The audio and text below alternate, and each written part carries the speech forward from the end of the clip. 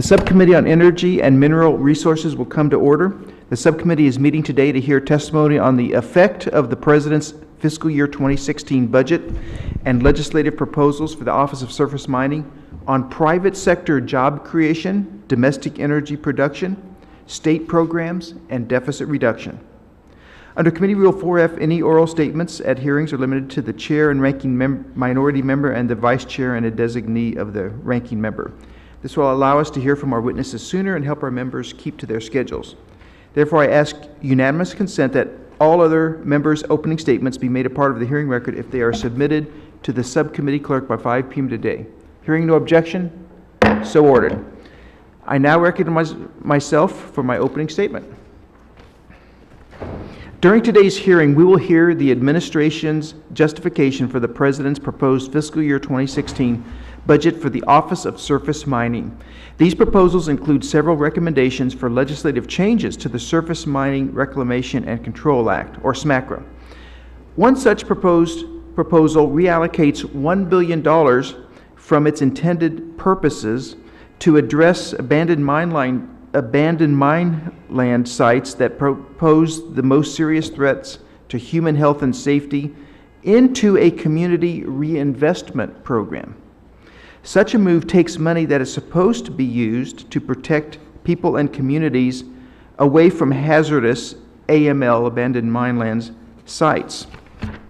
That proposal would terminate payments to certified states and tribes, including Wyoming, which generates 54% of the AML fees collected, raises AML fees on coal production, and includes a rampant expansion of the Office of Surface Mining's AML activities to hard rock mining.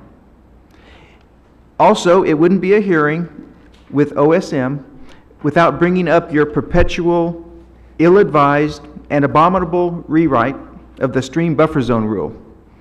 The 2008 rule was vacated by the court last February, and your office officially reinstated the 1983 rule in late December, something that my colleague, Mr. Lowenthal, had called for in his floor amendment to H.R. 2824 last year. This 1983 rule has been implemented effectively by the states for 30-plus years, and yet OSM continues to work on the environmental impact study and rule-making in secrecy behind closed doors without real involvement from the very states that entered into a memorandum of understanding as cooperating agencies with OSM. Last month at a hearing before the House Appropriations Committee, Subcommittee on Interior, Environment, and Related Agencies, Secretary Jewell said that you are, and I quote, keenly interested in input from the states, unquote. A few days later, 11 cooperating agency states sent a letter voicing their concern about the perceived involvement in the EIS, stating that, quote, OSM has not communicated with them since 2011 and had limited consultation prior to that, unquote. Since then, the states of Alabama, New Mexico, and Utah have formally terminated their memorandums of understanding with OSM, citing their lack of involvement during the past 4 years.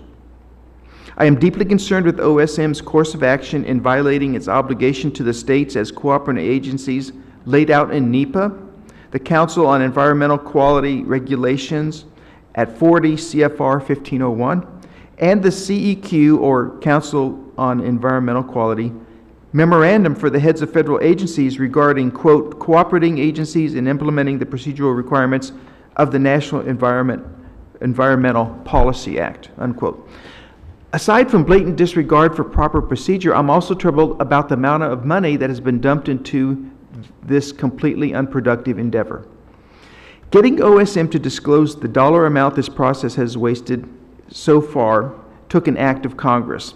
Although it is known this process is ongoing, your budget does not explicitly state which request item will continue to fund this effort. I hope to learn more about your plans and rationale for the continued allocation of resources toward rewriting an already established and effective rule. These are but two issues we will be discussing today. Among others is the staggering amount of money that is proposed to be accelerated for disbursement through the President's proposed Power Plus plan, the increase in personnel that is asked for, although one sector, coal, is seeing less activity, the compulsory proposal to recreate coal, abandoned mine land reclamation woes upon the hard rock mining sector, and raising AML fees. To that end, I look forward to hearing from our witness today. I now recognize the ranking member for his opening statement.